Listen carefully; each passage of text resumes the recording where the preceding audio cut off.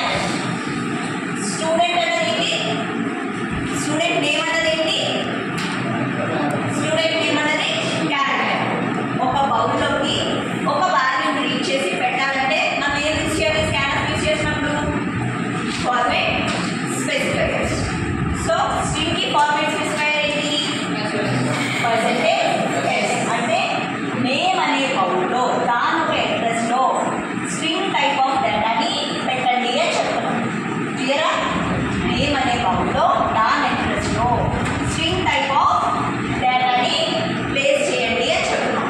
క్లియరా? Next student roll number. Student roll number అనేది integer.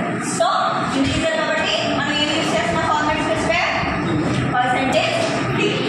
Next branch. Branch అనేది ఏంటి? ఒక string. CAI more than 1 character. CSV sorry CSV కదా.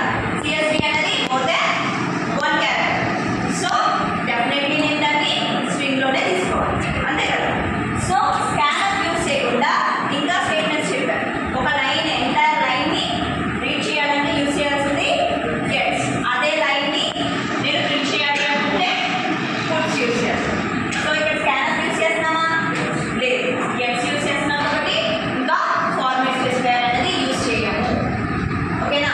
Only scanner use చేసేటప్పుడే format specifier అనేది యూజ్ చేస్తాము.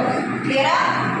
ఈ గెట్స్, పుట్స్, గెట్ క్యార్, పుట్ క్యార్ ఇవన్నీ చెప్పాలి కదా. ఇవి వీటికి కూడా మనం ఫార్మేట్ స్పెసిఫైయర్ అనేది యూజ్ చేయము. డైరెక్ట్గా విత్ ఇన్ ద బ్రేసెస్లో వేరియబుల్ అనేది నేమ్ రాసేస్తే సరిపోతుంది. క్లియరా?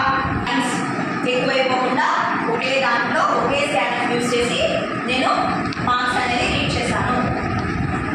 ఫస్ట్ పర్సెంటేజ్కి S1లో S1 అనే సబ్జెక్ట్లోకి వెళ్తుంది. Second percentage S2, third one S3. ఓకేనా? ఇదే ఆర్డర్లో స్టోర్ అవుతాయి. ఎటు వచ్చి మీరు ఏం చేస్తారు? ఇక్కడ కామర్స్ పెట్టండి. ఓన్లీ వేరియబుల్స్ దగ్గర కామర్స్ పెడతామంటే.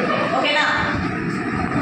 నెక్స్ట్ వన్ రీడ్ చేయడం అయిపోయింది. నెక్స్ట్ ఏం చేయమన్నాను? క్యాలిక్యులేట్ చేయమన్నాను.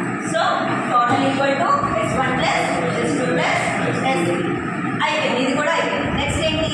స్టూడెంట్ డీటెయిల్స్ని అలాగే టోటల్ని మానిటర్ మీద డిస్ప్లే చేయమన్నాను. అంటే మనం ఏమేమి రీడ్ చేసామో అవన్నీ కూడా మానిటర్ మీద మళ్ళీ ప్రింట్ చేయమని చెప్తున్నాం. Name of the student. ఇక్కడ మళ్ళీ అగైన్ మనం ఏం యూజ్ చేసాం? ప్రింటర్ యూజ్ చేసాం కాబట్టి ఫార్మేట్ స్పెసిఫైయర్ యూజ్ చేయాలి. ఎప్పుడు?